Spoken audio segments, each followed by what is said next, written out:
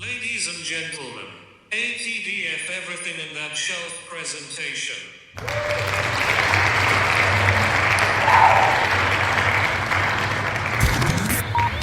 You're now rocking with TDF Everything. Spoiled Rotten.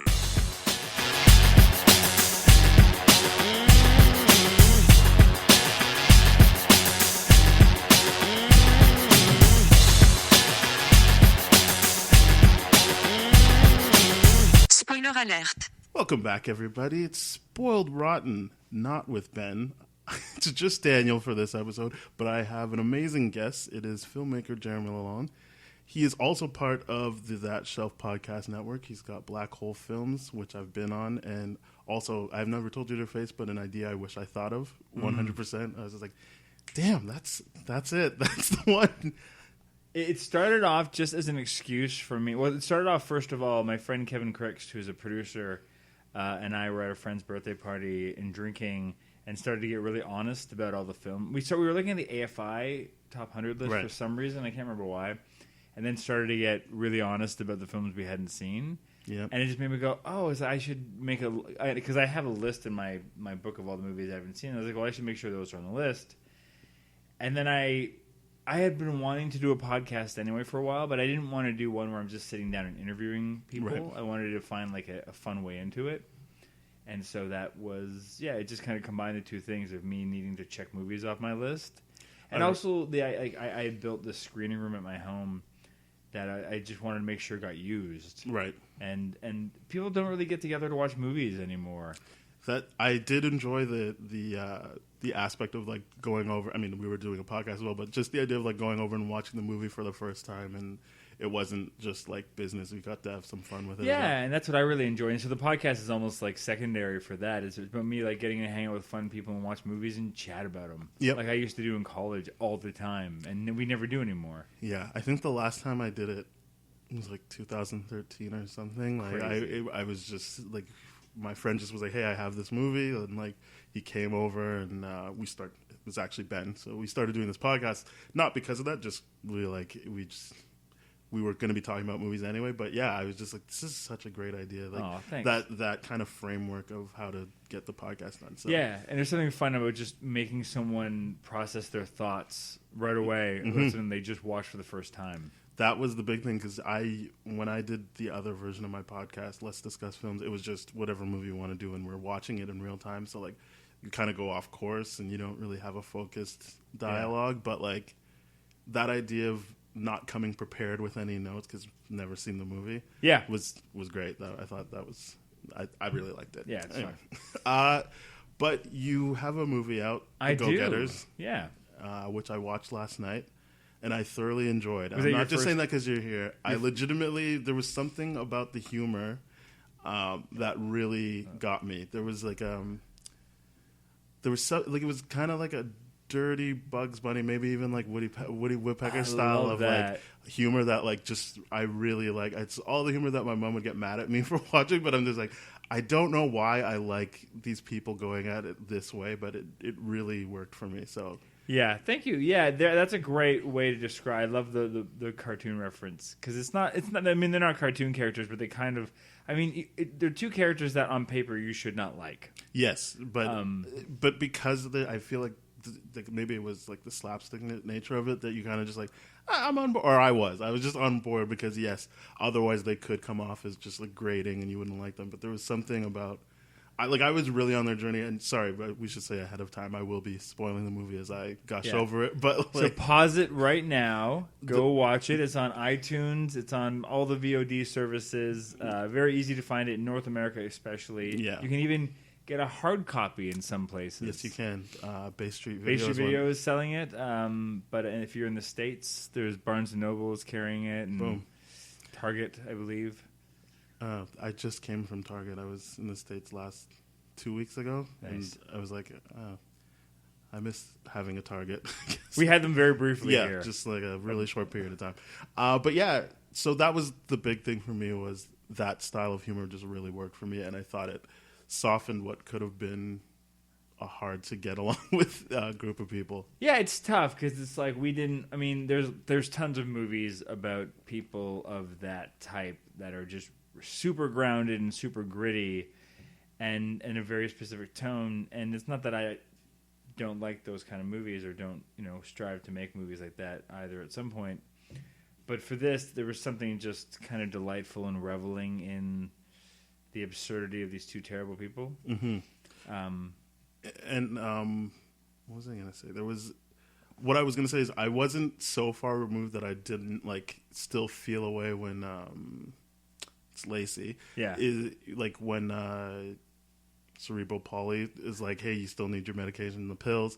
And I was like, I still was in not suckered in, but drawn into being like, no, don't do it. Don't do it. So that, even that word for me that I cared about them. It was more than just laughing at them in situations. It was like, well, no, come on, you can do it. You can turn it down. Don't take it. That's because I think it's because there's. I mean, it's a real testament to Tommy Amber Peary and Aaron Abrams who play Lacey and Owen. Because the characters on the page too are just they're two people that just what I really responded to when I read the script the first time was that they just keep trying. Yes. They never do the right thing, but they never stop trying. And there's something really endearing about characters that do that.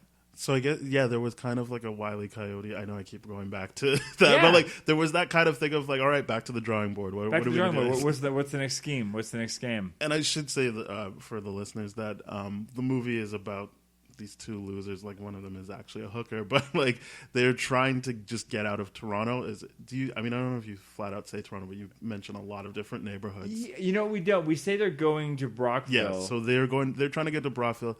My favorite Bay Station. That's where I would go off and meet my friends in Kingston from Bay Station. So I was happy to see that. I was happy that at one point you even had that interaction about we actually are from the beach because that's what you call it when you live there, not the beaches. I still call it the beaches and I live here, but there's tons of Toronto references. So I don't think we ever actually say Toronto, but if you know Toronto at all, you can pick it up pretty easy. We mentioned street names.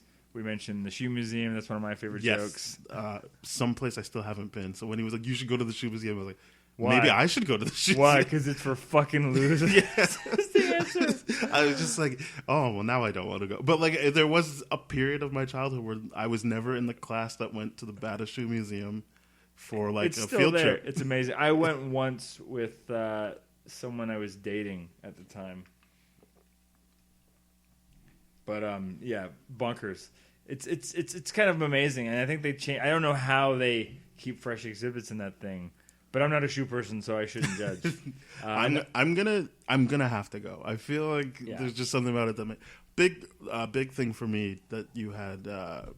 Is it Amy Jo Johnson? I just want to call her the Pink Ranger. That's a big part of my childhood was watching the Power Rangers, and just when she showed up on screen, I was like, yes.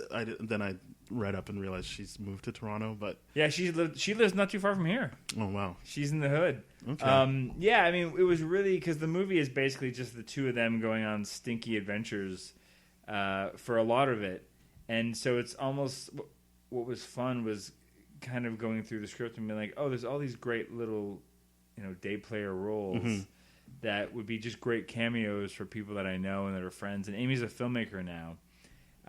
She's directing or just finished directing her second feature. Oh, awesome! And so her and I had become friends more through that vein than anything. And so she was one of the people that was on the list. Same as there's Kate Hewlett, Ennis Esmer, Scott Thompson, Suresh John. So I will just say, I don't want to miss Suresh John. That's from I know him from Mr. D, right? Yep. That was big for me seeing him. I really like that interaction. I was like, does he just sit there looking sad? And he's like, yeah, about $50 a day. Yeah, $50 a day. And they're like, that's what we need. Yeah. You just sit there and look sad and shit, and people give you money? Yep. I don't remember how to say his name, Ennis, but I just started watching Red Oaks, so it was crazy to see the cab driver. He plays Ennis Nash plays on Red Oaks, which I know is an old show, but I'm just getting to it now because It's I not just that got old. Amazon Prime. Yeah, they just finished. I mean, they just wrapped up the third season, I think, last year. So Okay.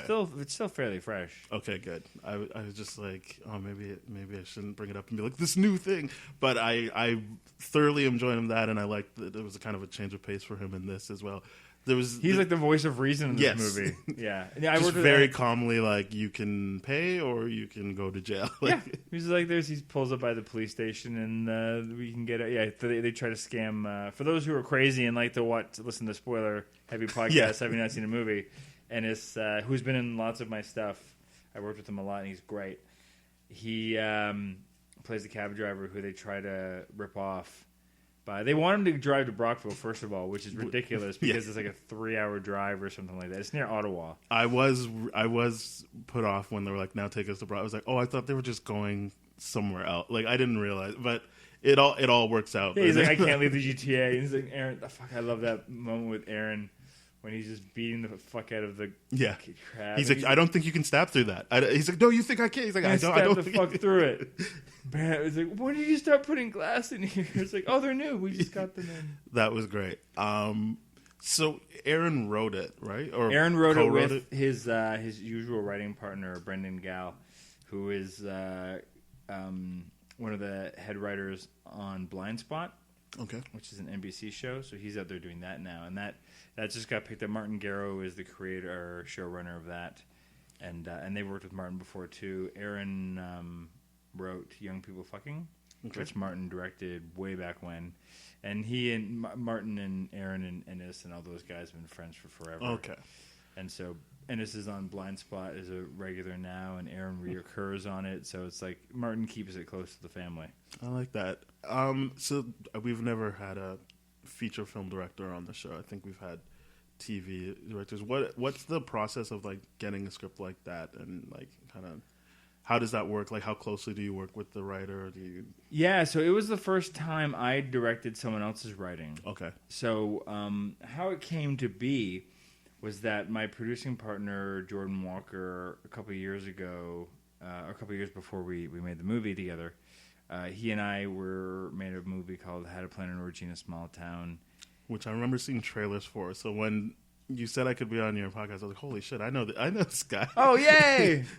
And so he and I did that and really enjoyed making that. And then we were going to, I don't know, maybe we did this before. We did a little short called Bastards that was kind of a proof of concept for a TV series that sadly has yet to be made. We hold out hope, but it exists.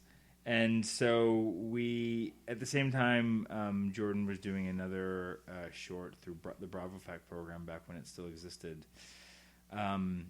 And they couldn't figure out who to cast in some of these parts. And I've got a bit of an encyclopedic knowledge for Toronto actors. Okay. And at that point, Aaron was living here. He lives in LA now. And so when I read the script, I was like, oh, you should cast Christine Horn, Aaron Abrams, and Joey Klein. And they did. And they ended up, he and the director, they had them do, self-tape auditions and ended up casting them. And Aaron was actually almost in How to Plan an Orgy in a Small Town, but he got cast in this big movie that then fell apart the week before. Oh, wow. And then we had already recast his part. And so he was bummed that we hadn't got a chance to work together then. So after Aaron and Jordan made the short together, Jordan knew that Aaron had written some things he knew he had written Young People Fucking and had written some other stuff with Brendan. And so he said, they went out for lunch to talk about their projects. And so they had a short stack of scripts that Aaron started to talk about and pitched Jordan on. And he said, and there's this other script, but you don't want to read it because no one's ever going to make it. And he said, whoa, stop. That's the one I want to hear about. Tell me about that. So he told him about the Go-Getters. And it was a script that they had written some years earlier. It was the first thing Aaron and Brendan had written together. And they wrote it just to kind of see. I think they had kept on hearing all those stories about like people like Paul Thomas Anderson and other people that just locked themselves in a cabin for 4 days and shit out a first draft of a screenplay. All right. And so they decided to try and do that. And I'm not sure how they initially started, but I think they did like a brief outline, and then they'd each take different scenes and go in separate rooms and write, and then pass them back off to each other. That's awesome. And they knew it was working when they hear the other person laughing in the other room. And then, so that was basically what it was. It was 4 days of them just having a pissing contest to see who could make the other one laugh hardest. And then they reworked the script. And so by the time it had gotten to me, I think they'd been passing it around for many years. And everyone thought it was, this really great, bold piece of writing. But I think one of the common responses was, you can't make that movie. There's a scene with a glory hole scene where there is. that's very long and graphic. And so when I got the script, I was really tickled by it. And I was like, you have to make this movie. There's a 2-minute scene with a glory which was another scene where I was emotionally invested more than I was laughing. I was like, I mean, you got to make this money, man. Like, just get over it. Just touch that dick. I was like, just come on. What was going through your mind during? So again, crazy people who like spoilers. There's a scene where Aaron Abrams is, and that's a scene that got heavily rewritten. Not heavily, it got rewritten a fair amount because there was a part in there was a few parts in the script that when I first got it, we had kind of flagged, and Aaron and Brendan were the first ones to go, yes, 100%. These scenes are in need of some major rethinking. Okay. There was just some things where Owen was a bit shittier to Lacey in certain ways. Yeah, so that probably would have put me off. Yeah, well, that's what it was. It was like there was two scenes. There was we'll talk about the glory hole scene first. But it's like the glory hole scene was like he made her give the hand job even though she was fucked out of her gourd, right, and on her drugs. Like he grabbed her hand and gave the hand job with her hand. Yeah, that would have been. And it was like, first of all, I was like, that's bad. But second of all, it's not that funny. No. It's like, it's cringy, it's gross, like no one's going to be laughing at that. It's like what makes the script work in all the other places that it works so well, and for me was that, the comeuppance was swift and hard. And so he was the one that kind of sold her into giving this hand job in the first place. So it was like, it's just, common sense and pure Schadenfreude that he should be the one that had to give the hand job. Yeah, yeah. And so that was the thing that, I kind of, as we were working through it, we played with that, and they kept on. There was one point they were I think they were playing with the idea that he was grabbing just random things from around the room and trying. And I'm like, no, just grab the other sock. It's like Rummy's not an idiot. He's gonna know as a piece of metal goes on his dick. Yeah, it's got to feel at least something like a hand. I felt like because he made the comment about her hands being like sandpaper, and I was like, oh, look, if he uses a sock, maybe it'll be like she's just known for rough hands, and it'll be okay. His other grubby sock. Yeah. So so that was one of my contributions to the script, and then on the day, my other contribution was the callback to Amazing Grace. Okay. Because when they're first setting it up and setting up what do you want me to do to imitate a fat black lady? He's like, sing a church hymn. She's like, no, that's racist, I think. And so I can't remember. I think it was there. I don't think he was supposed to say anything. I think he was supposed to try to start talking, and I was like, that's going to get ugly. And so I was like, sing Amazing Grace. I will say your two contributions so far, I feel like they really saved me from feeling away because, I don't like when people go to the well of like, oh, let's talk black or like see who talks black. So I thought that did work out. But it was tough. It was also one of those things where it's like I felt, it's one of those things you always traverse this thing where it's like, is this going to come off in the wrong way, or is it going to come off in the way that it's like, no, these are the two people that are the kind of people they are. I think, the movie itself is not racist. No. And neither are they really. Like, they're very self-aware. They're just jerks. Yeah. So, like, I wouldn't have taken it as, like, oh, these filmmakers think that. I would have just been like, oh, like, they're idiots, and this is them being idiots right now. Yeah, exactly. And the other moment was that we were like, oof, was when the Lacey and Owen are with the boys. The hand job scene. So with that the boys. was a roller coaster. Not so much a roller coaster. I was just like, wow, how are they going to get out of this one? Like, not even the character. I was just more like, how are they going to write themselves out of it? And so I liked the turn was that the kids were just way more graphic than them. Or like way more like just like, we're doing invisible chair. And I was like, what is that? What's going on here? Or like, did you winterize? And I was like, what? Like, Yeah. We and so the moment again, it was one of those things where it's like, originally they were all kind of ganging up on Lacey, and Owen's like, oh, was really, really insisting that she do it all. right. And so the one thing we kind of shifted and changed was the idea is like, well, no, they should want Owen to jump in, Yeah. and he has to do it as well. I liked it because it was like they were trying to like con these kids, being like, these stupid kids will want sex, and it's like these kids are like, no, this is what we want. Like, this is like, they're just like hand jobs behind an alley. It's like, no, we want to like like win, and all those terms are made up. None of them are Right. real. And one of them was originally in the script. There was something. I can't remember what it was. I'd have to look at one of the drafts. But the thing they had in the script actually ended up becoming a real thing. It was on Rick and Morty. And so okay. They had to change it because we wanted. And then we did Winter. What was it? It was Bluto Pie and Winterizing, which are not real things. Although, actually, after we found out that Winterizing is technically a thing. Winterizing refers to a woman who has had her like tubes tied. Oh, I didn't. Which My is like, assumption was it was something like to do with cold pubic hair. dead uterus, Yeah. which Oh, means wow. that the kids only want to have sex with her if she can't. they can't get her pregnant, Oh, which boy. is so dark, but responsible for a 12-year-old. Yeah. So there's that. One of them wanted eye contact, which I thought was nice. Can we kiss a little? And that's the thing that sends her over the top. It's like, nope, I'm out. Yeah. And I was very aware of her like cut open lip, and I was like, "No, don't." Oh, that's just come it. on, It's like, kids, why- no. what- Yeah.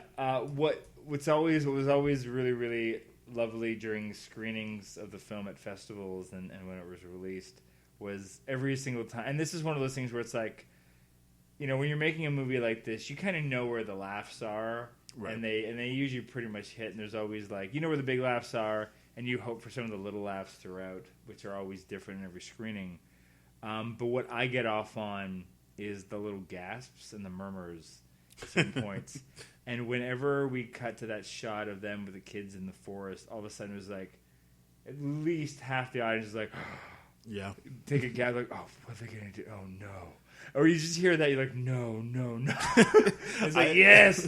But for me, it's like, you're invested. Yes. Like, if an audience is gasping and making noise like that, it's like, you guys we have you. Yeah, because it means they're not writing you off. They're not like, well, whatever. Like these, of course they're doing this. It means you're like, no. Like we, on some level, you don't want them to like go to that level because you want better for them. So yeah, I think you're right. It doesn't mean you've got the audience right where you want them. Yeah, and that's always what you look for as a filmmaker. You want to kind of take the audience as a ride through as many emotions as possible. Yeah. And it's not like a movie like this. You're expecting to, have them bursting into tears by the end, but you just want them to care. Yes. Which I did. I cared. Yeah, which is no small feat for characters like this, as we said. I cared, especially at the end when I don't remember, is it Scott Thompson now? I don't remember from Kids in the Hall. When he robs them, I was just like, oh, no. It's such a gut punch. I thought they were going to, be, upended by the fact that they didn't account for tax or something, like when they're like, we just have exactly this amount of money, and they're like, plus tax, obviously, but they just got robbed instead. Yeah. with a very, from those people like, you guys are shit, you deserve this city. And I was just like, oh, but they were the shitty people too. Yeah, that's the beauty of it. I mean, it's interesting because the first time I read the script, my gut reaction was like, no, they have to get out of the city. And I was trying to figure out a way to make it happen. And Aaron and Brandon, and they were very right about this. They're like, no, that's not the point. The point isn't the city is the problem. The point is they're the problem. And I was like, yeah, you're right. And then of course when I reread it again, I was like, yeah, of course they can't leave. They've got to realize that no matter where they go, until they accept their own problems, anywhere they go is going to be the same. Yeah. That is kind of what I got because I was like, I can't believe they didn't get it. But then seeing them back at that bar, I was like, this makes sense. I'm fine with this. I think. Did you stick around for the cutscene? Yes. Yay! Yes. I did not want to turn anything off. Now I'm trying to remember what the like gag was though. They come back to the bar. They're still scheming. They're talking about pierogies, I think, at that point. Mm-hmm. And they come across a toddler in the bar with a right. with a help me sign on them. And like they're like having, obviously the toddler's not responding at all, but they've like gone through this whole discussion in their head with this kid. They're like, "What? No. Who you? What is this? Help me. What? Pff, yeah, Fuck right. you. Yeah. Who the fuck are you? We're gonna help you. Yeah, but then as they're doing it, they're immediately falling in love with this child. Yeah. And it's like now they have, and that was not in the script. That was something that throughout I kept on joking about like what the sequel to this movie would be. And I was like, all I want is like a poster with Lacey and Owen and a child. And I kept on joking around about that. And then I think a couple days before, when we were shooting in the bar, Kevin McNenly, who was our cinematographer, his daughter Daisy, who is the child in the movie, came to visit set, and I just saw her kind of walking around. I was like, wait a minute. Why don't we just shoot like a little like Marvel cutscene and just throw it in the middle of the credits for fun? And that's my sequel. I appreciated that. I guess my head was in the same. I was like, okay, yeah, I would watch them try to like take care of a baby. I would do that. Yeah, you're like, I'm in for that. Whatever that is. And so I asked Kava, because we were, she was only staying for a few minutes. So I said, can you bring her back any day that we're shooting in the bar? And he's like, yeah, that's easy. I just need to arrange it. And so I told Aaron, I was like, what do you think? And he loved the idea. So Aaron went that night and wrote like a little scene. Okay. And then awesome. we workshopped it a bit, and then we just shot it super quick. And she was great. Yeah, we just rolled it off really, really quick while we were already set up in that area, and just banged through. And just because it was one of those things where I'm like, if this doesn't work, it's fine. Yeah, we don't need it. But it's like, if it works, man, what a fun way to come back and give one final little punch. I do like that idea of thinking ahead of like what would happen with them next. And I wasn't thinking about during the movie, and then when I saw this scene, I was like, I guess I would definitely just be on board to watch them like deal with that. Try to become like a weird nuclear like a weird family, not a nuclear family. Try to do schemes with her, or just do schemes to like give her a better life. I don't know. I'm just like, oh man, these ideas. Yeah, and at one point, I'm sure they would leave that kid with Rummy, and Rummy would have to babysit it, and that's a whole thing. Yep. I would. Now that you said that, I would watch Rummy babysitting. Yeah, or Polly. I did like that Polly kid. trying to teach that kid like some ethics or something. I really did like that character. Cerebral. I mean, he insists on being called Paul. But like, yeah, James Cade. Yeah. Do you know him, or like? No, James is a friend of Aaron and Brendan's. That he's been in a lot of stuff that they have done together, and so he was someone that they recommended, and we had him come in and do a tape for us, and it was just, he just brought this interesting energy to it that no one else did, and he got the physicality down in a way that felt realistic without like the biggest thing is we wanted is to not make fun. I did. And that's a tricky line to. I definitely thought that like, I think at one point I didn't want to like look away, but my tendency was like, I need to look up if he has it, because like it didn't feel like a joke at all. Like that wasn't the joke for him. It was so I appreciated that, and I was like, oh, I wonder if he has cerebral palsy. Cause and I mean, but then you explained that that's not the case. Nerve damage. Yeah. Originally, that was another thing we changed. Originally, he did have Parkinson's. And it was actually Aaron and Brandon that got uncomfortable with that as we got closer to shooting. They're like, what if we just gave him nerve damage and just had people call him that as like an insult for him? Or not an insult, but a bit of a dig for him. And he thought that they called him cerebral. I think originally the joke in the script was he thought people called him cerebral Polly because he was smart. And it was like cerebral. Yes. And it's like, no, it's because you... Yeah, exactly. See, and I like that because he's got that hold over Lacey, so you're kind of, you don't feel that bad for him that people are making fun of him because he's doing horrible things as well. So yeah, it all evens out. Yeah, I love that moment between him and Rummy where it's like, what do people call you? They just call me Paulie. No, handy cripple or whatever stupid Rummy says. Ugh. So much inappropriateness. That's the other thing we walked away with. I was like, I think the one thing I'll say about this movie that I think is important, because we also, I mean, I'm curious your thoughts on this. Like, I feel like we're in this time now where, it's hard to make a movie or release a movie like this because everyone is so worried about offending anybody. Mm-hmm. Where this movie isn't really setting out to offend any one person, but more so it's meant to offend everybody, and so therefore offend nobody. I feel like even my takeaway is, obviously I feel like this movie gets grandfathered because I'm a big fan of like things like It's Always Sunny in Philadelphia, where they're very offensive. Obviously, I grew up on South Park, so I don't have that sensibility. But like, obviously, as more things come out, you're kind of like, oh yeah, I guess that's. But for this movie, I thought it was because it's kind of like so focused in on these characters, you don't feel like these are kind of like generalities. It does feel specific to these characters, and then I feel like it would be harder to make a blanket statement like, well, this was offensive to these types of people.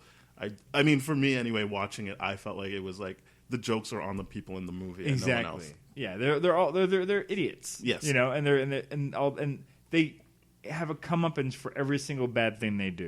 That's right. Yeah, they're never not punished. They always get blown up. Like everything gets blown up for them. So like, yeah, you're never like, oh wow, like they really got ahead by doing that horrible thing or anything like that. Yeah, it's funny. I had one screening at a festival. I went up and did a Q&A, and it was great. Like almost the entire audience stayed, which is really amazing. Rare. Yeah, it's great. When we had, I think it's because this is one of those movies. Unless you're racing off to another movie, you kind of want to know a little bit about it. Yeah, I mean, there are questions coming from caring about the characters that you're like, so like what's this about? Yeah, and so I was in the audience, but I remember, so there was like 3 rows up, there was this woman in the middle that was just staring daggers at me as I'm doing, because also it's like I view my job as a filmmaker in a Q&A for a movie like this is to keep the party going and keep them engaged and laughing, and so I. By the time I get to the end of a festival circuit, it's almost like I've got a tight 10, and I know which stories work really well and how to tell them at that point. And so she is just staring at me and getting angrier and angrier, just looking at me as I'm going. And at that point, I'm just like, now I'm personally just trying to see how upset I can make you by my answers. And then, not only that, so then the Q&A ends, and I'm talking to the stragglers. And then I finally get out of the theater into the lobby, and this woman's waiting for me. And it's like, okay, here we go. So she makes her way over to me, and she says, I need to tell you that your movie offended me so greatly. And I said, ma'am, I said, well, I appreciate that. I'm going to get you to stop right there. Because I don't care. Yeah. I appreciate how you feel, but it doesn't affect me in any way. I just came out of a packed screening where people loved it, and I'm gonna keep riding that feeling. Yeah, because whatever you're gonna bring to me is not gonna help. I'm not gonna go and remake the movie. I'm not gonna change the way I approach movies. This movie just was not for you. Yeah, go home, have a cookie, go to bed, and then watch something that is for you. Yeah, I mean that is always an option, is just to not engage with something you don't like. And she didn't know what to do. I was so polite about it. It's like, yeah, it's not for you, and that's okay.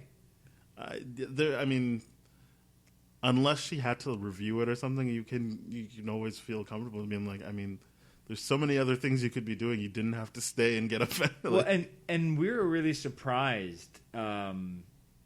When the reviews for the movie came out, when it was first released back in December of last year, that how positive the reviews were, because we just, Jordan and I, when we decided to make this film, just kind of did it knowing that it's like, this movie is meant for like 3 out of 10 people. It's very niche. It's not going to be for everyone, but those 3 out of 10 people are going to love it.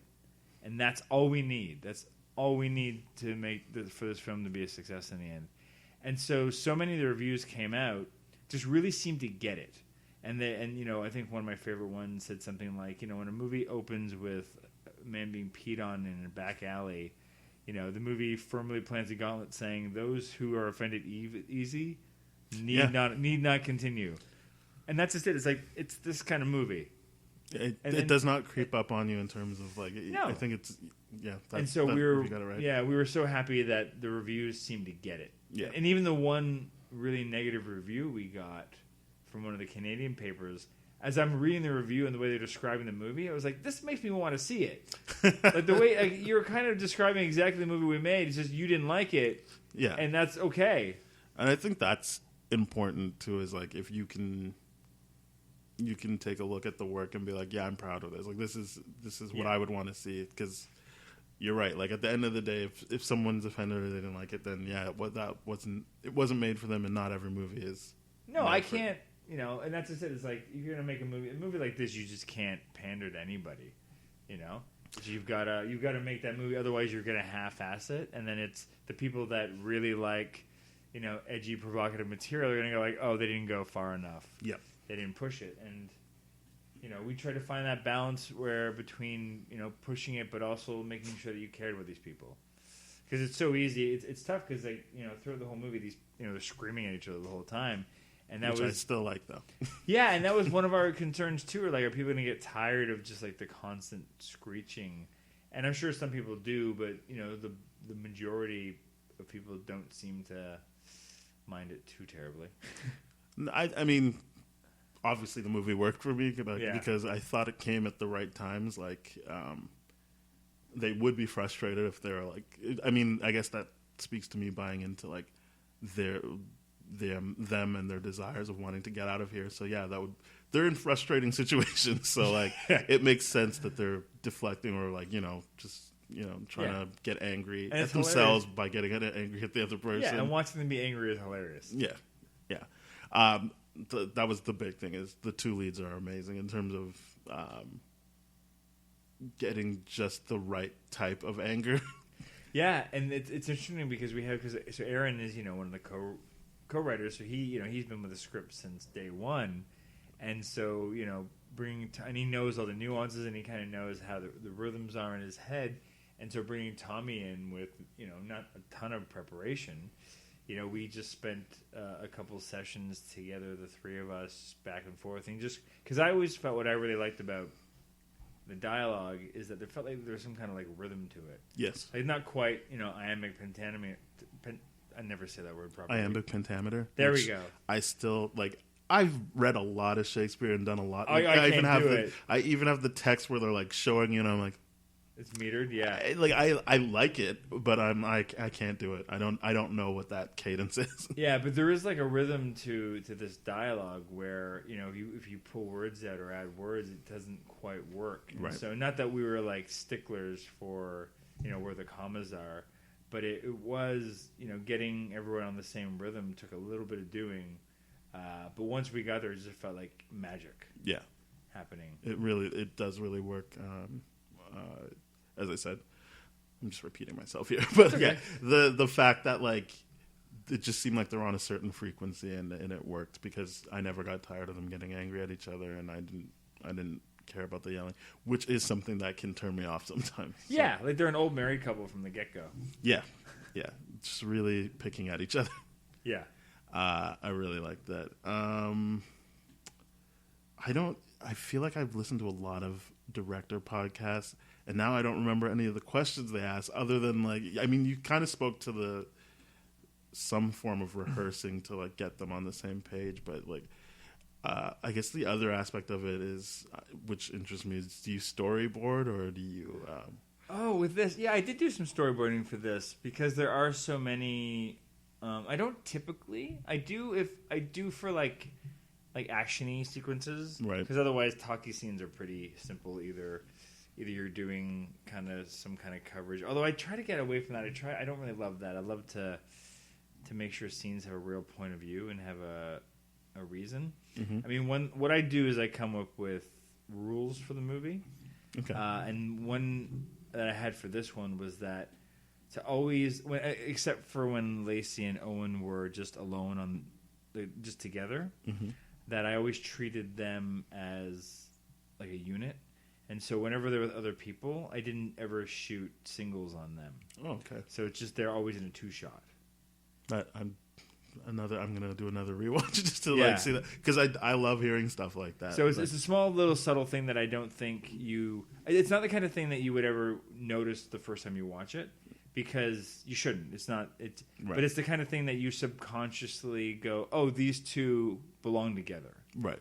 because they're just forced in the frame together all the time, and it's only when they're just talking to each other that we do cut to singles on them.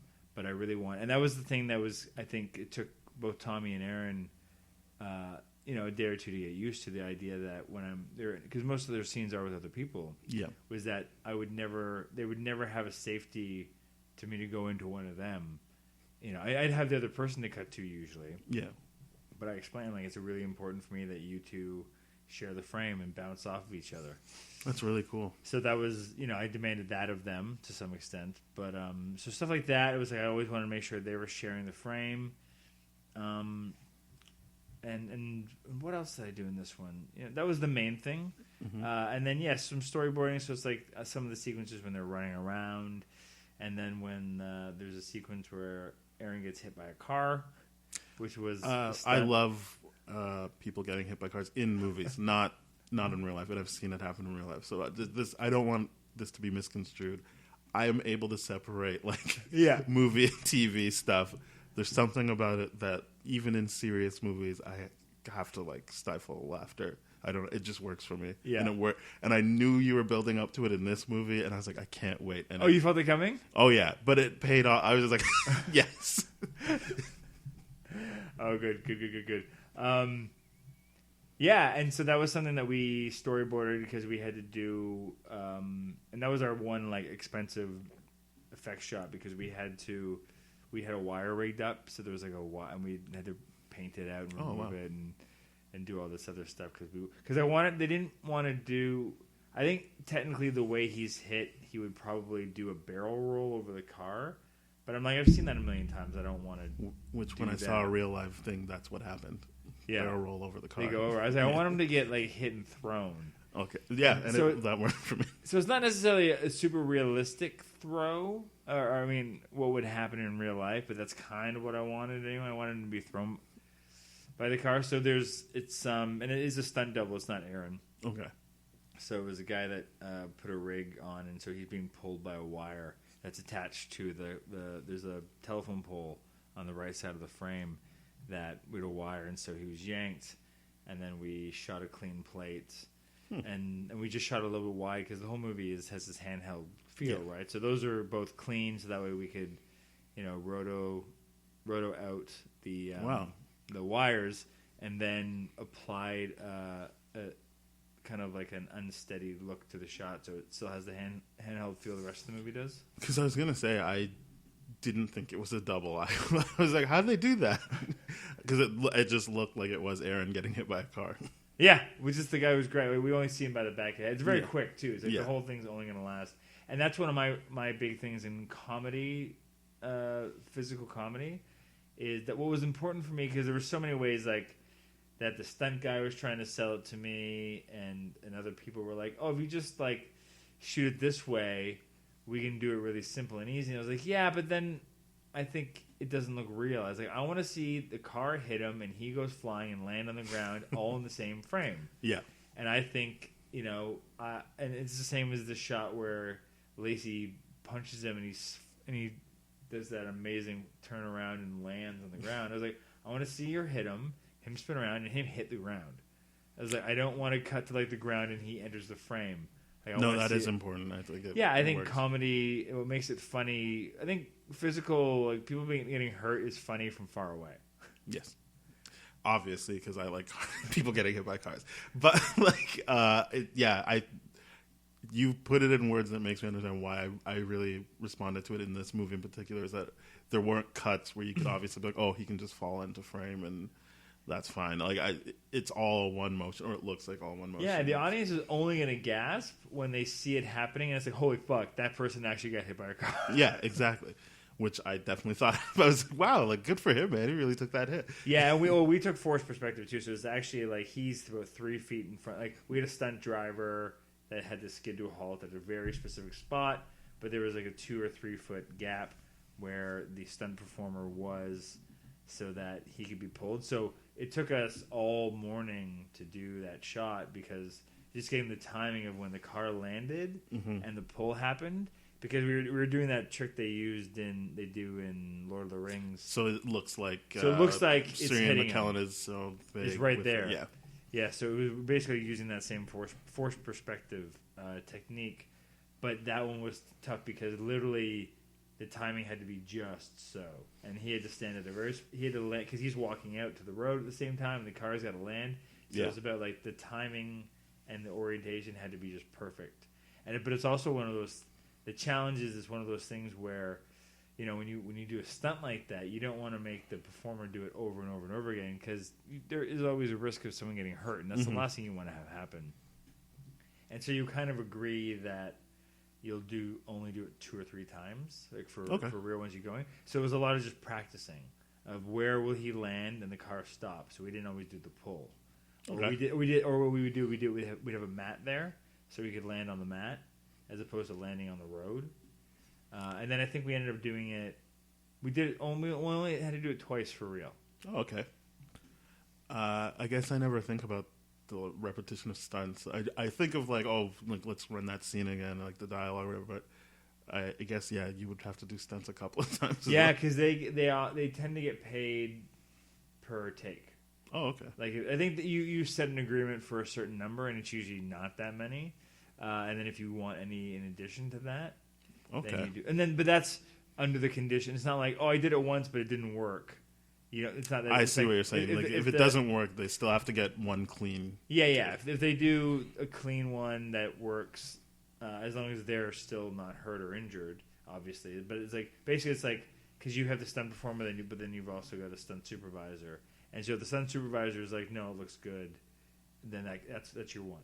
Okay. And then you do another. Then you usually have a safety because unless it's super dangerous, and then you have the one. You know, let's see playback. Yeah, it's pretty great. Interesting. I feel like now I'm just being selfish. I'm like, nah, that's good. I don't know if this is a stupid question, but did you have like a favorite scene to shoot or like approach? Oh, it can be one you've already talked about, but like I don't know if they were all fun in so many different ways. It was kind of like. We just hit the ground running with it, and we also, we made this film for next to nothing because it was one of those movies that everyone was like, I just come up and had a Plan an Orgy in a Small Town, and the movie did really, really well. We sold it to like 18 different territories around the world. Telefilm was really happy with how it turned out, so everyone was really gung ho for whatever Jordan and I wanted to do next. And then we presented the script, and it was like, ooh, yeah, not that. We can't support that.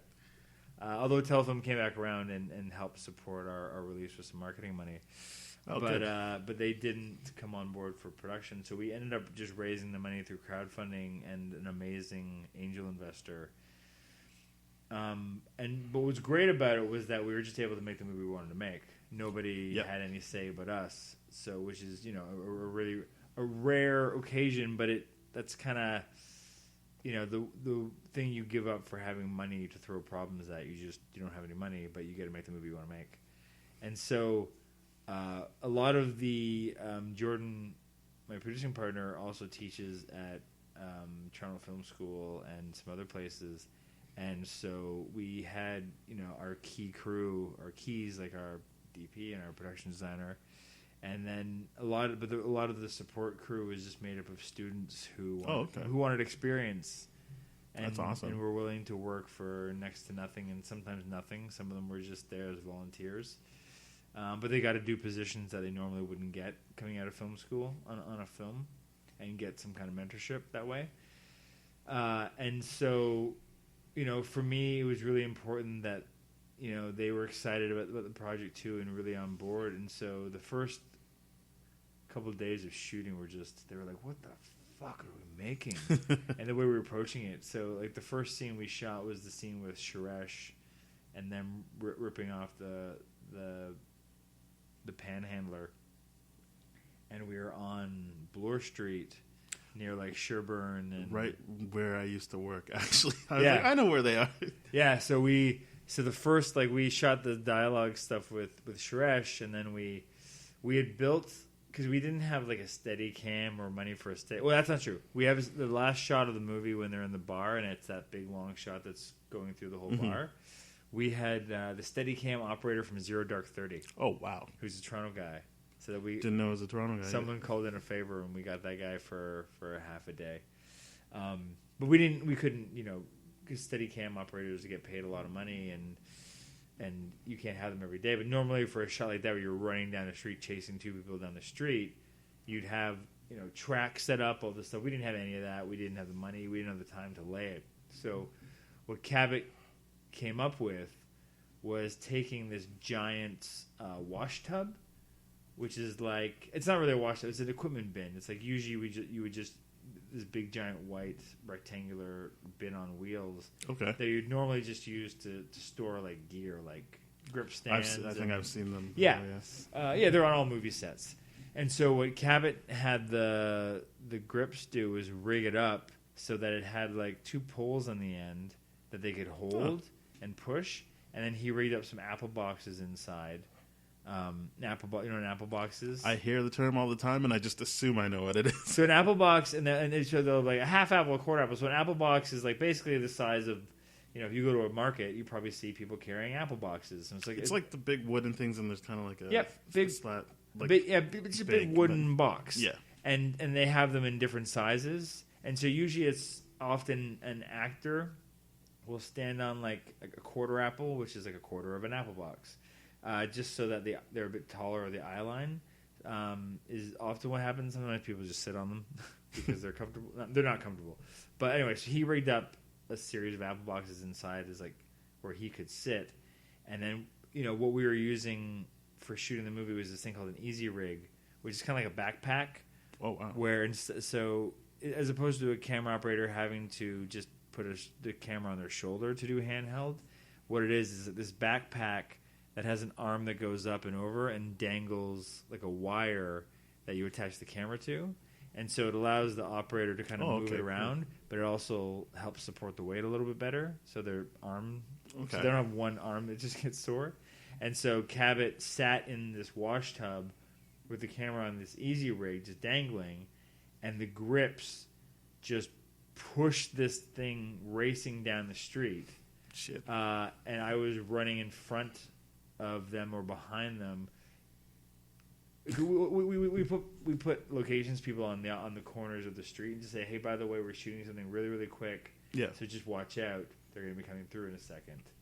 And then when we were rolling, I was just like, run out, watch out. I was running in front of them or behind them, just clearing out people being like, watch out, we're coming through. And then I'd watch playback to see how the shot looked after. That's really cool and great problem solving. And that was our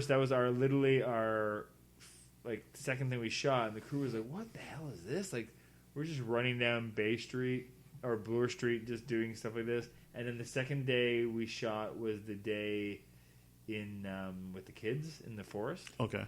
Oh, we shot all their stuff in one day.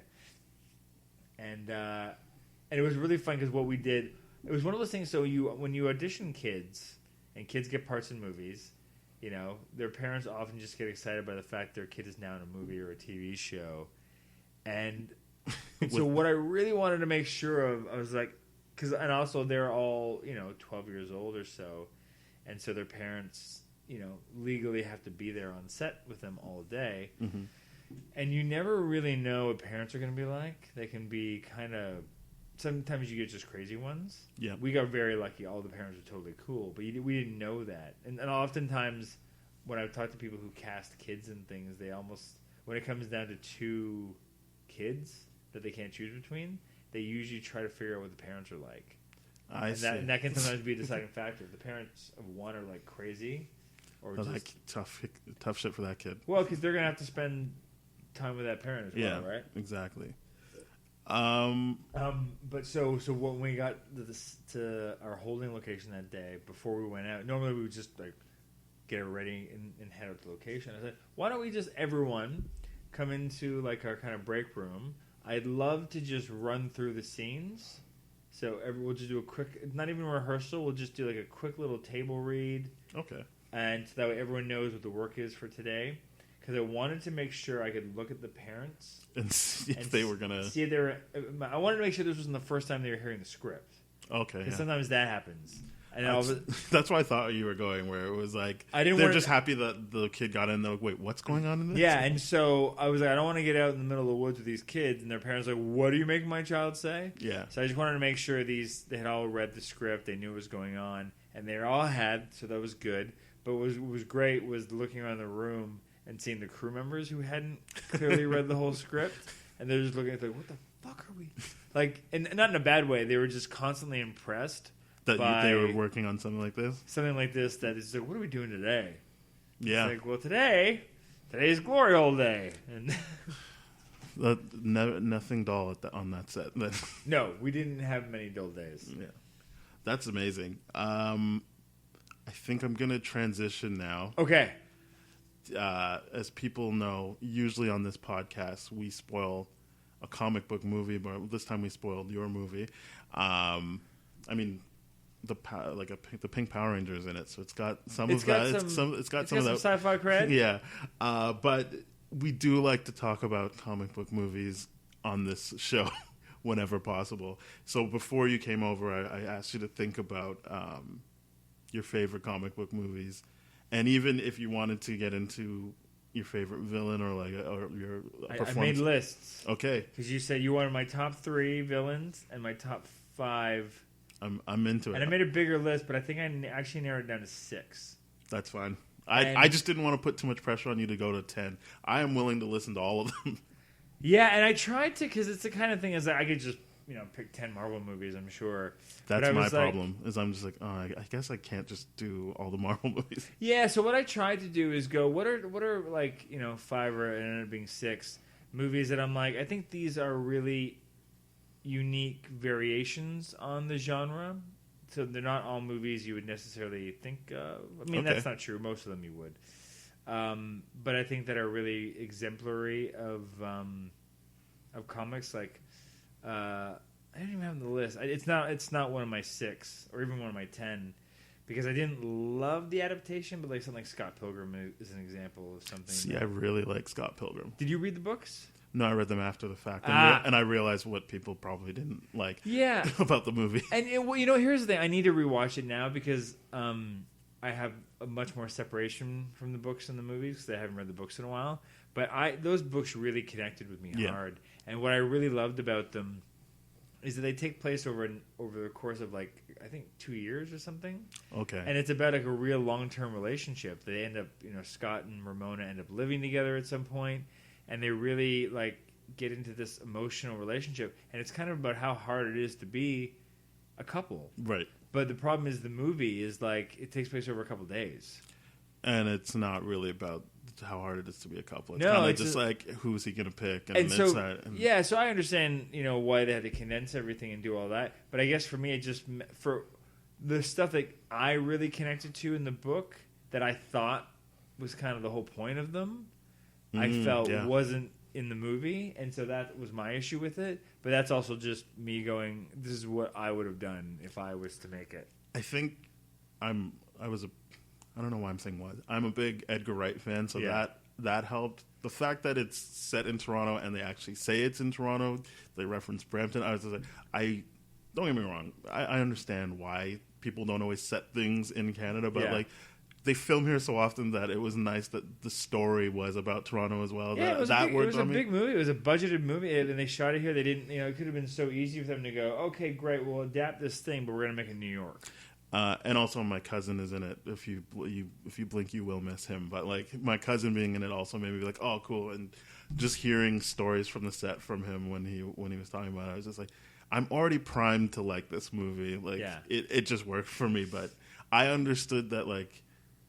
Also now having read the books, like, oh, this isn't like the movie, so I can see why that wouldn't work for people who knew the material. And then the thing that was brought up that I knew would also be like, yeah, I guess so. Is it was kind of sold to be like, hey, nerds, don't you like this? But it was like about this guy who's like trying to pick between two hot girls and like not really like playing to that demographic. It was just this weird thing where like.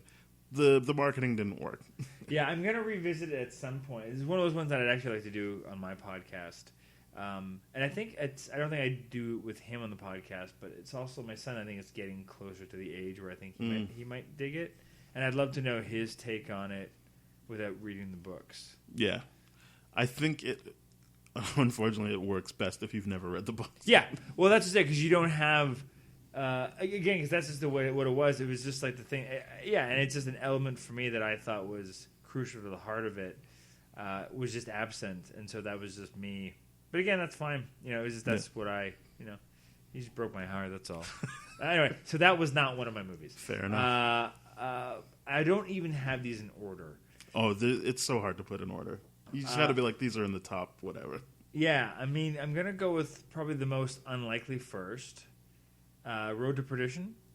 You know what? I always put that on my list of favorite comic book movies or graphic novel movies because I'm just like, I watched it by accident. Unfortunately, I downloaded something. I thought I was watching something else, and I was just like, I don't know what this is. This isn't what I tried to download, but I'm enjoying the ride, so I'm just going to keep going, and I loved it. I own it now legally. It was just one of those things where I was like, what the hell? Yeah, I didn't want this. And then I just kept going and I loved it. Sam Mendes' follow-up to American Beauty. Another director where he did the American one after Beauty. Skyfall, right? Did Sam Mendes do the James Bond after Skyfall? Two, I think, right? Yeah. I did not like the second one. So I was going to say Sam Mendes never made a movie I didn't like. And then I remembered, no, he did that other James Bond movie where I was like, nah, never mind. Yeah. Spectre? You didn't like Spectre? It's not. I don't hate it, but I also was just like, I really liked Skyfall, and also not even judging him on his other James Bond movie, just his other movies. I thought he did both of them. I thought he did. No, that's what I'm saying. Like, I like all of his movies, and then then Spectre, I feel like, is the last one he did, where I was just like, nah. Yeah. Have you seen Away We Go? Yeah. See, I really like Sam Mendes movies. Yeah, great. And I'll be honest, I haven't actually read the comic book of Road to Perdition. I haven't. So maybe it's a terrible adaptation, and somebody who has read it has the same issue that I have with Scott Pilgrim. But it's just beautiful filmmaking and storytelling, and now the guy who played his son is Superman on Supergirl. Oh, yeah, I didn't even know that. His name Tyler Hoechlin or Hecklin. I don't know how to pronounce his Whatever last name. you say, I'll believe. Yeah, but the guy who plays his son, who sees the murder and the hit and the inciting incident of everything, he grew up to be Superman. Jude Law is amazing as Daniel Craig. Daniel Craig. When he's like, "Why are you laughing?" Because it's also fucking funny, and I'm like, "This is great! What a great movie!" Yeah, it's so great. It's there's great use of vertigo shots. Yep. And just so many, and just the visual imagery in that movie is just amazing. So Road to Perdition is definitely is on my list. Unbreakable goes on there just because I think. Oh yikes! Did you hate it? I can't say I hate it. There's very few movies I hate. I think my friend ruined it for me before I saw it. And I feel like that movie, obviously not because people rewatch it all the time, but I feel like that movie really hinges on the twist. Yeah, or at least that you might doubt that he is who he thinks he is and who Samuel Jackson thinks he is. So going into it knowing that it's the case, I'm kind of just like, yeah, let's get to it. I think very few of his movies hold up on multiple rewatches. I think a lot of them are like that. Sixth Sense, I haven't revisited in a long time. I got in trouble at my first screening of Sixth Sense because I made a stupid joke to my friend when we were watching it. Well, when they're pulling back on that shot of him lying on the bed at the beginning, I'm like, I can't believe they killed Bruce Willis in the opening scene. I said it as a throwaway comment, as a joke. I said that joke too, not the same way. At the end of the movie, he came up with this woman behind me and goes, "You're an asshole. You ruined the whole movie for me because you gave away the twist." I'd forgotten I said it. I just said, well, he's obviously dead then. He's dead. That's the heaven shot. At the end of the movie, they were like, he was dead the whole time. I was like, I said that. Oh, yeah, I predicted that, but you didn't really. I didn't think they actually killed him. I was just like, but he has to be dead. But I didn't. So I went to Unbreakable opening weekend, and it's interesting because I just rewatched it because I wanted to watch it. And I rewatched that Split and Glass all in a row recently when Glass just came out, and I didn't love Unbreakable as much this time around because I found. But it's also the movie is now 20 years old or close to it. Yeah. And we've now gone through a million superhero movies since it. I want to like it. I'm gonna say Yeah, that. but it was just weird for me because it starts with that crawl about there's this many comic books are read every day and blah blah, and it's the kind of thing that it's like I think it's there and then you forget about it, a bit, and then but this time it just felt like, oh man, you're really fucking hammering it over the head. Like, how the fuck did I not get this the first time I watched this movie? Yeah, I think that crawl probably had the same, not same effect, the effect of like, well, yeah, I know these are comic book characters. Let's get to it, and then Yeah. But it needs to be that you don't know the ending. I think all of them. That's kind of what I liked about Split, was not knowing if the Beast was going to come or not. I'm like, but this then, could all be in his head. I don't know. And then I don't know how you feel with Glass, but it's like that was my problem with Glass. Is like there's no, I mean, there's a twist in there, sure, but it's like. You've already pulled the rug under. It's like all of this is now goofy for me. I spent an hour and a bit defending it on this podcast. I haven't listened to it. I'll have to listen to it. I understand what people don't like. Don't get me wrong. And I also wasn't like 10 out of 10, great movie.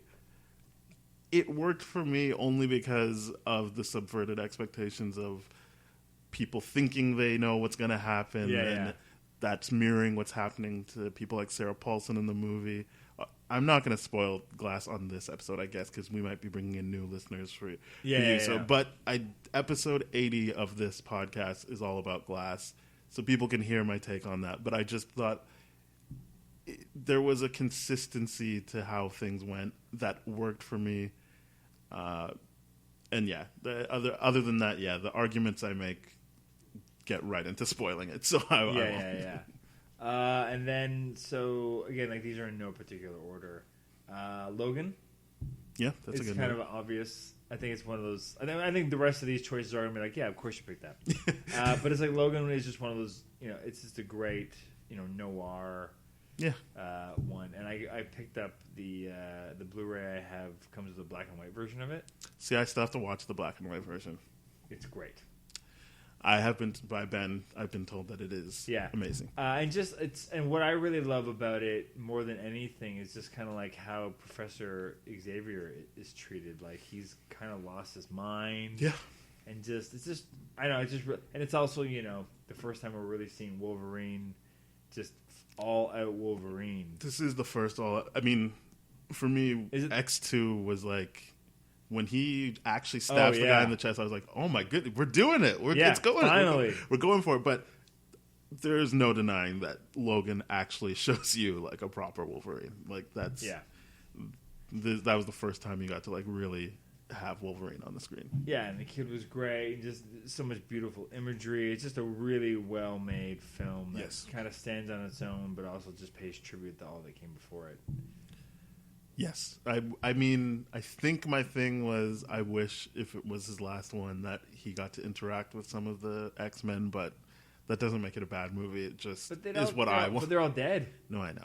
I'm aware. I don't think it makes it a bad movie. I think it just dampened my excitement. I was he's just not it. That's fair. But I mean, he has Professor X with him, which is great. Yeah, I like that it's a small story. And that was like, he came into it like... with Professor X kind of taking care of him, and he went out of it taking care of Professor X. I like that element of it, that it, as you said, it pays homage to what came before it. Yeah, it's like a father-son relationship, so that's great. I put Deadpool on because I really like Deadpool. And it's not even that it's like I love Deadpool. I think it's great. I think Deadpool 2 is fine, Okay. But Deadpool 1, what I really loved about it was how unique it was and just how bold it was. I saw it in a packed audience and they lost their fucking minds for it on opening weekend. Yep. And I just loved, again, it subverted expectations, but it also just got me like hooked on this love story. I mean, they were selling it like a rom-com, which I thought they were doing facetiously, but it really is coming down to like that love he has for... Yeah. Is her name Vanessa? I never remember. Yeah, Vanessa sounds right. Yeah. I could look it up, but Yeah, it's super charming, but it's just refreshing, and it's just kind of like opened the door and said, yeah, you can make big R-rated movies. And And I do really like the joke that gets paid off in the second movie of like, there's such a big house, you'd think you'd see one of the X-Men running around. It's like almost like you're the only one they could afford. Yeah. I that stuff in the first movie like really worked for me. Yeah. In addition to like finally getting to see Deadpool be unleashed. Well, even in the trailer for the second one, I love the joke about how the effects aren't finished in the trailer. Yeah. Like, it's just, yeah, the nonstop meta-ness. I didn't double dip and see the second cutting of Deadpool No, 2 I didn't with Fred see that. Savage. Although PG version. I want to watch all the Fred Savage stuff because I grew up watching the Wonder Years. But like, and surprisingly, I didn't think I'd seen Princess Bride until anytime someone references, I'm like, I know that reference. I have memories of seeing that on TV, so I must have seen it. But it obviously didn't stick with me as much as Wonder Years. Yeah, it's a key reference for that. Yeah. It's kind of built. The framing device is literally that. So I just thought, I really like Deadpool because I thought it really opened the door for a certain type of movie and showing that there's an audience for it. Yeah. And I really appreciated that, on top of it just being a really fun, awesome movie. And then we get into what I'm pretty sure is my favorite Marvel movie. Please be mine. Please be, not my movie, but the one I like. Please be the one I like. Civil War? Yep, that's my. You did it. Yeah. Well, it's like, it's ridiculous that, it totally is a Captain America movie, but it's clearly the third Avengers movie that nobody calls Avengers 3. I even thought it was like a real Iron Man movie. Like, they really get into his shit in that movie. Yeah, like his parents. Like, I still love the line. I think it's the best thing he's ever done. Where he's like, I don't care. He killed my mom, and I was like, I feel you. I feel like, go for it, man. Go for it. He's like, on paper you're all right, but it's like, he killed my fucking mom. It's like, I don't care. I'm going after him. But it's just, and we'll get into this. But it's just the way, like, I grew up reading comic books, and it's the way Marvel is what they're doing, and all the build up to that movie.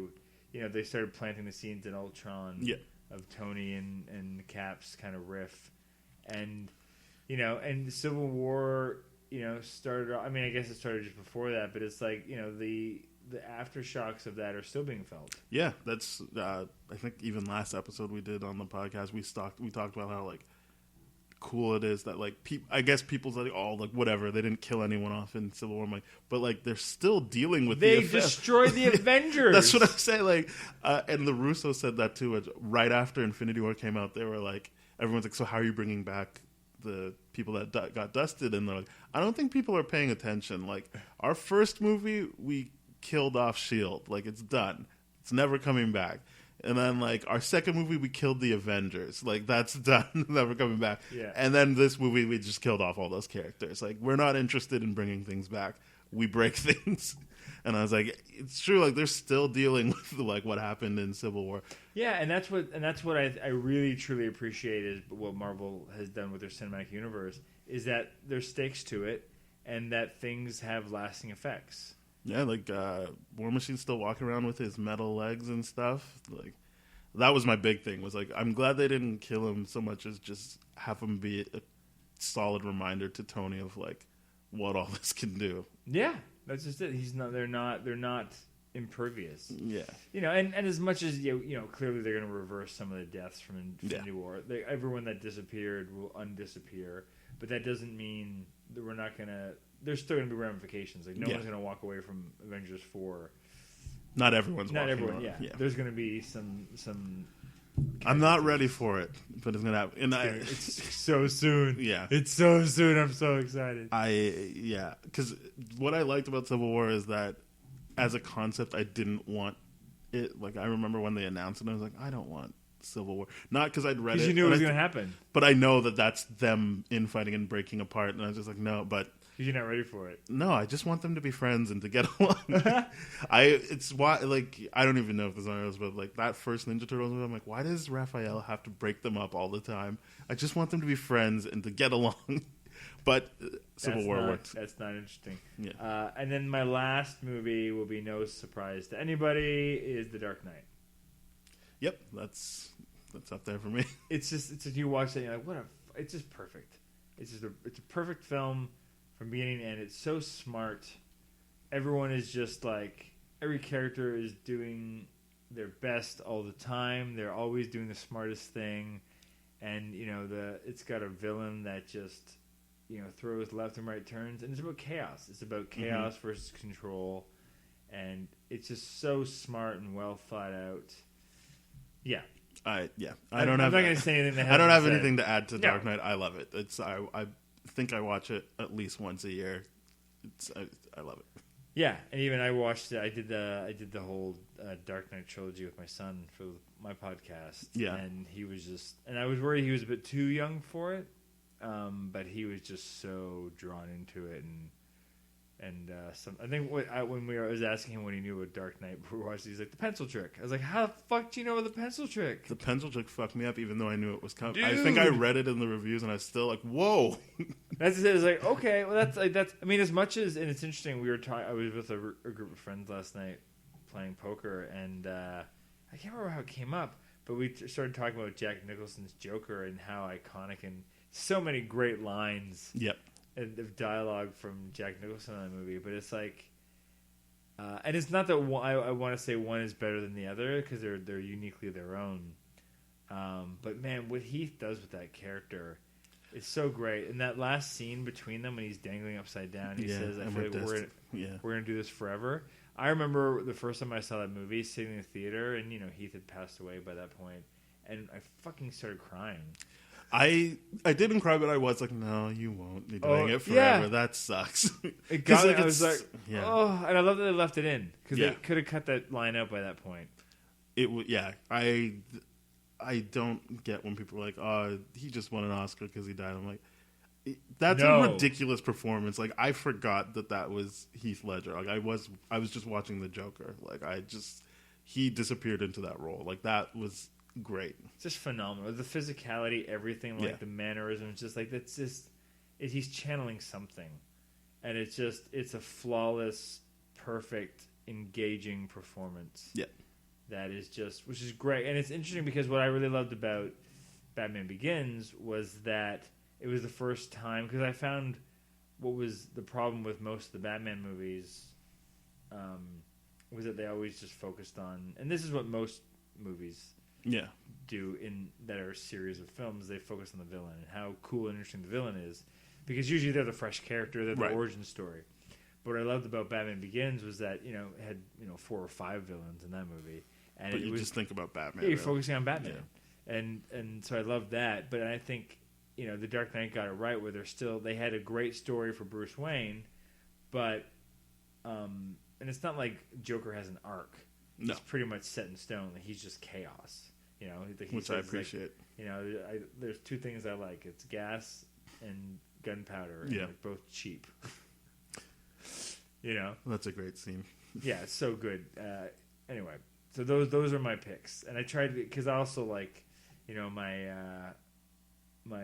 runners-up would have been like the first Guardians and Homecoming and Black Panther, obviously. And I had Kick-Ass on there. I really liked Kick-Ass. Yeah. Only because there's as a kid, I think I was like, why don't people just try to be superheroes? And then that first fight he has, where he just gets before he becomes stout, and he just gets, I'm like right away, I was like, oh, that's it, that's right there. Why you would never do this? It's so good. Yeah, if you haven't seen Kick-Ass, goddamn, that movie is so good. It's amazing. Guardians, I do love the Guardians movies. The second Guardians, I thought it was fine. I liked it enough. But the first one, I was like, I went in because, again, I had never read Guardians of the Galaxy. I was ready to hate it until the first trailer, and I was like, wait a minute, I think I'm gonna love this movie. As soon as the Ooga Chaka starts, it's like, okay, well, you're using good music, so well done on that.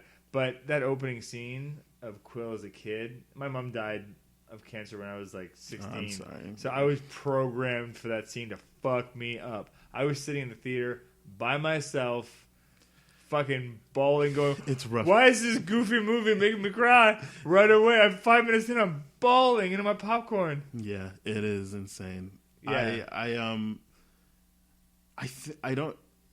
don't not like the first one. I think the first one's amazing. That's up there. But there's something about the second one. I think what gets me in movies is dad stuff. Okay, yeah. So it's a great dad story. So that's why I love Spider-Man Into the Spider-Verse. Black Panther has dad stuff, but there was something about this movie with the dad stuff that it got me, and I thought that what I like in sequels is, I mean, if you go deeper with the characters, and I thought they got a chance to go, not necessarily Gamora. I don't think I ever liked Gamora until Infinity War, but even characters like Nebula, that they went pretty deep with her, that I felt like I was learning more about them. So that's, maybe I give it a pass because it was doing what I like out of a sequel, but like, and it had the dad thing, like, the Yondu stuff. Michael Rooker is amazing in the second Guardians. Yeah.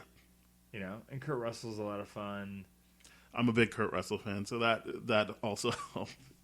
But the Guardians movie I love. What was the other runner-up? Like Black Panther's in there. Oh yeah, Homecoming. I love that Homecoming was just like a teen flick. I don't mean to be dismissive of Black Panther, but I feel like people know I love Black Panther. I've been sticking up for it all over the place. Sticking up for it. Yeah, because people are trying to do the backlash of it shouldn't have been nominated for best film. Fuck people. Yeah, so that's been my thing for the last 2 weeks of being like, no. A friend of mine, because also like the thing that came out this week was that everyone's really upset because they're not airing the editing and the cinematography awards. But I mean, they're going to air the speeches. Oh, okay, is what I had read, and I was interesting when I first saw that, and then like I think Del Toro had a great quote where he's like, those two things are at the heart of cinema, and those two jobs are the only don't exist in any other creative medium. Right. They're not part of theater, they're not part of novels, so it's like it's unique to cinema, those two jobs. And I was like, yeah, fuck yeah, man. But then another friend of mine who's a showrunner was like, he's like, I'm glad when we're 10 years away from like an environmental apocalypse that this is what we're focusing on. Yeah, I was like, that's fair. Put it into perspective. When you put it into context like that, I guess we're all just a bunch of idiots. But yeah, it's just one of those things where it's like, who gives a shit? How does it hurt you? Yeah, they have 10. They're doing like half a dozen, almost a dozen films now in the Best Picture category. Yeah, this year was 8. They can have 10, so it's not like Black Panther took a spot really more than any other movie that's in there. What other movie should have been in there? I mean, I'm sure I could even come up with one or two that they neglected. I think people said like First Man, but it didn't really work for me. So. I thought First Man was fine. Yeah, it's fine. But I think maybe I just don't care about movies about going to the moon. Like, I'll watch them and be like, wow, this is really good filmmaking, and then still be like... But if nothing else, even though it's like, it's a big popcorn movie, you could argue that that's what it is, but it's like, it's also a movie that fucking got people...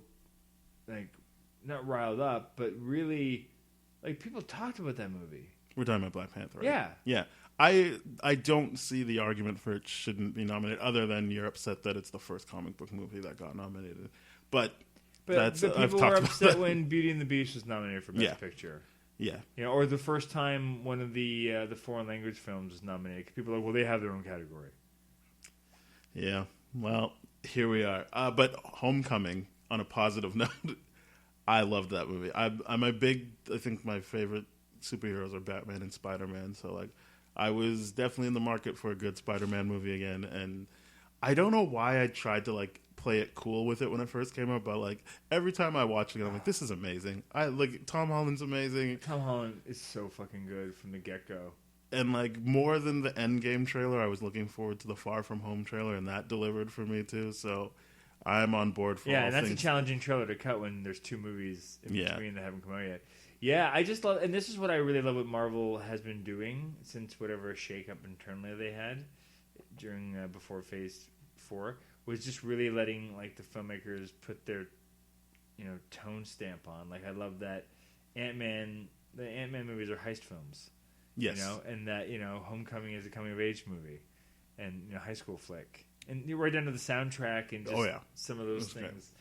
Yeah, I think that's what I think Marvel is doing really, really well, like balancing these multiple tones inside of the same universe. It's kind of phenomenal in a lot of ways. I am a big supporter of MCU. I think that they're doing something. I get it. Yes, there's big popcorn movies, but they're doing something different in the sense that, like, the fact that Infinity War did so well is speaking to the fact that they're like they're piecing this together movie by movie, and and there's people are invested. Yeah, and it's like, and you could argue that it's like, well, they're comic book movies and they're going to do well either. It's like, well, no, because DC doesn't know what it's doing, and people are not. Other than Aquaman did make it to $1 billion. Yeah, but that's how many movies deep are they now? And really, I think people are like, It's weird that it made more than Batman vs Superman. I really feel like that was a weird whiff where they're like, those are like the most iconic superheroes, Batman, Superman, and Wonder Woman's even in it. Yeah. And it just didn't do the numbers that they thought it would. Yeah, it's interesting. Yeah. Should we talk about villains now? Yes, I would love to. So I did 3, but I have a tie for first. Okay. And one, number I put down Loki as number 3. Yeah. I mean, I like the character, but I feel like he hasn't really been a villain since, like... the first one. Well, he's always been... Well, then... that's not... Since Avengers. Avengers, he was an out-and-out villain. Yeah. But then Thor Dark World, you're still like... he's just upset, and he's... there's a bit of a ping-ponging, but it's... I like that... he's definitely... What I like about him is you can't trust him, though. You can't trust him. Yeah. Loki was always my favorite. I had like this phase where I was really obsessed with the Norse gods, and I just loved Loki, just the character in general. And what I liked the mischievous nature. I loved that there was some kind of connection to him and Thor, and I like where they bring that in Infinity War. And I thought that that character really had an interesting story that they told over however many films. He got a lot of 6 or 7. Like he's in, all the Thors, then Avengers 1 and 3. Is he in another one? He's in at least 5. Yeah, he's in 5 movies. I just don't know if he's. I feel like I'm missing one, but whatever. Yeah. So I just think that they did a really great. I just like the way they used that character, and it wasn't just him coming back to be a villain every time. That I felt like. No, he was a character that you got to grow with, or at least learn more about. Like, you could go deeper with him. Yeah. 2, Heath Ledger's Joker. Yep. Was number 2. Because it's just I think, even though I put it number 2, I think it's the single, in terms of performance, it's number 1 for me. Because I think it's just the best single performance of a villain ever. Yeah. But... My tie for first, and I think it's more about the character, although the performers are great too, obviously, is I put down a tie between Ultron and Thanos. I really like Ultron.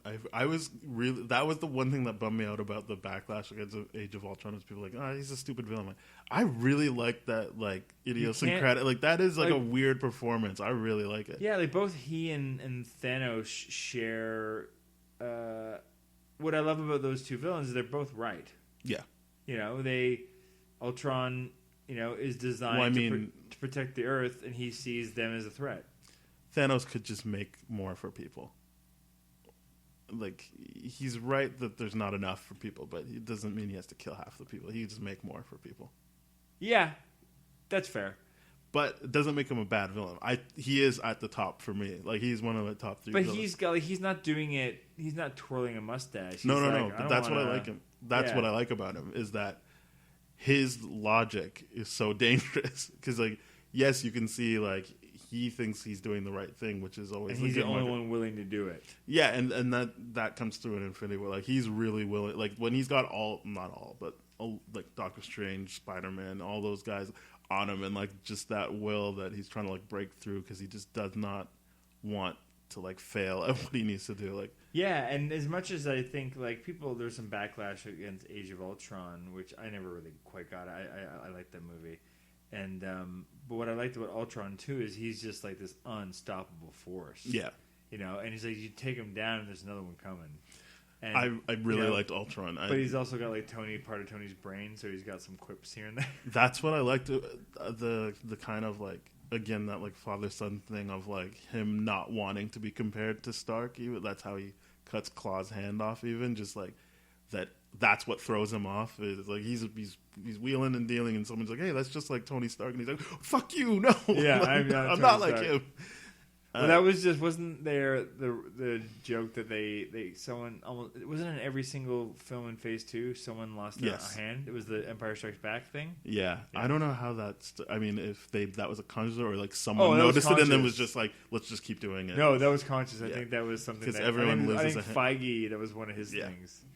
Everyone loses a hand in Phase 2 for sure. Or Amazing. every movie, someone loses a hand. Amazing.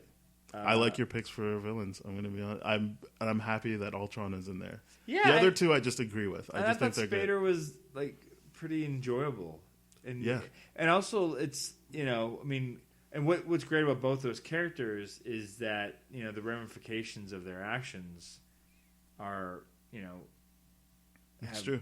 And Ultron that led to the Sokovia Accords, which exactly leads to Civil War, which leads to everything. It has a trickle down effect. And then what was great and that's another reason why I loved Civil War so much, was that it came at that time where I think superhero fatigue was really starting to kick in. And for me, I really felt it with Man of Steel, which was a couple years before that, I think. 2 years exactly. But it just felt, it was like, fuck, I'm just sick of seeing people destroy cities and buildings. Like, yeah. how have they not been put to task for this? And then you get Civil War, and I'm like, oh, good, you're aware of it. But even in Ultron, doesn't he, like, Iron Man do that quick scan and be like, hey, can we buy this building or whatever, just so that it's not like... Yeah. Just so he's not just, like, wantonly destructing things. He's like, no, that's fine, we'll take care of it after. Like, yeah, we'll buy it before we smash it. When he has the fight with Hulk, yeah. they send in, the cleanup thing. And Betty or something like that? No, Betty, not Betty. yeah. Veronica. Because it's supposed to yeah. be his real girlfriend's Betty, and Veronica comes in to help. I get it. Yeah.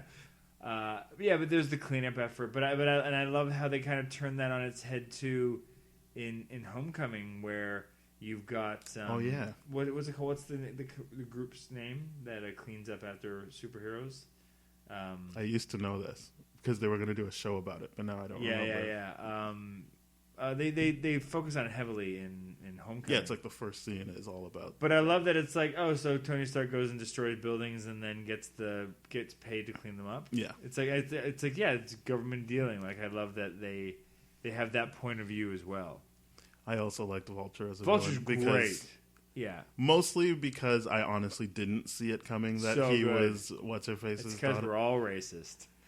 I think that is part of it. I was just like, well, you know what it is that there was a site that mistakenly said Zendaya was his daughter, and I saw that ahead of time, so I was just like, are they sisters then? Because even after he opens the door, I'm like, that's not Zendaya's house. When are they going to get to the Zendaya part?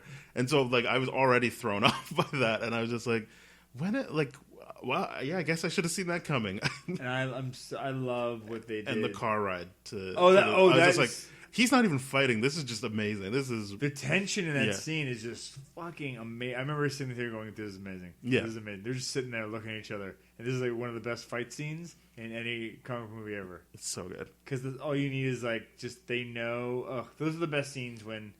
Two characters, when the subtext is just so fucking heavy.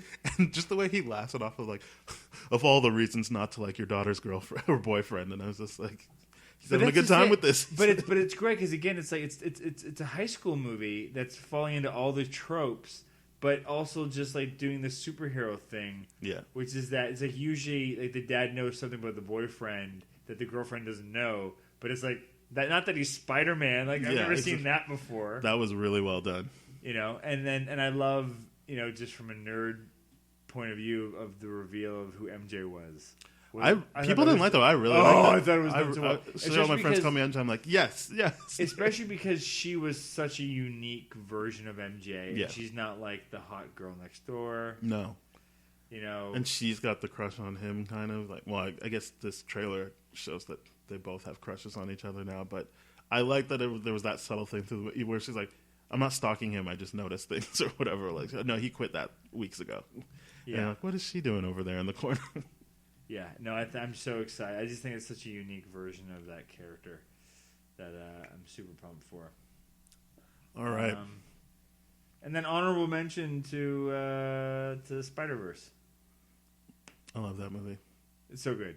But I've only watched it once, so I need to like digest it. I watched it, and then like a day later, So there was like a day in between viewings. I just haven't been in a movie theater and been like, this was worth it in a while. Like, just visually, like, there's a lot to take. And I'm glad they put the warnings now when you go to, even when you go into the app to buy tickets. It's like, this might cause like seizures if you're prone to that. You could get seizures. But like, are you prone to seizures? No, I just was like, this. It's one of those things where my aunt is, so I was just like, I don't. When the movies don't do the warning, I'm like, come on. But this, that movie visually was amazing, and obviously just, like I like team up movies, and I loved Miles Morales in this, especially his dad stuff, his uncle stuff. The washed up Superman. He had multiple fathers in the movie. Yeah, the Peter B. Parker was amazing. I didn't like, and even Chris Pine was great. I didn't think, because I didn't remember he was in the movie. So for the first bit of it, I was like, "What is that? Jake Johnson?" I mean, it kind of sounds like Jake Johnson. Yeah. That's not Jake Johnson. What's going on? Is. What a great. That's the perfect person to play like a washed up Peter Parker. It's so good. Yeah, it's just a real and how amazing that they've been able to kind of do like 2 reboots on Spider-Man in the last couple of years, and they're both amazing. Yeah, and they can both stand on their own, like they can be these separate things. Yeah, they don't have to worry about eating into each other's things. It's just two different things. Well, this was lovely. Yeah. Thanks for having me over. Thank you very much for coming. Is there anything you want to plug? Like, where can people find you? Any other kind of stuff? I'm on the interweb thingies. You can find me on Twitter at LaLonde Jeremy. I'm on Instagram. Just Jeremy LaLonde is there. My website is jeremylalonde.com. And my stuff, all my films are on iTunes. If you buy things on iTunes, and if not, they're available on many VOD services. Very happy to hear it. And you've also got Black Hole Films podcast. Yeah, my Black Hole Films podcast, and I just directed a couple episodes of a new show on CBC. So if you're Canadian, is that Cavendish? If you haven't checked out Cavendish yet, I'm going to, because I was just after being on your podcast. That's when I really did a deep dive into Baroness Von Sketch Show. Oh, nice! Which I love. It's like So I directed. I've been editing that show since the beginning. But season 3, I was bumped up, and I became I directed half of the season 3. Yeah, and so Cavendish, I directed episodes 2 and 4. All right. So I'm making my way to Cavendish. I had a backlog of stuff to watch, but I'm gonna be watching Cavendish. CBC has the new Gem app, which makes it really easy to watch their programming. And this is obviously on tdfeverything.com/spoiledrotten, as well as thatshelf.com. You can find all my coordinates there. There's no need for me to run through them. Thank you very much for listening, and thank you very much for being here, Jeremy. This was great. Thanks for having me. Bye-bye.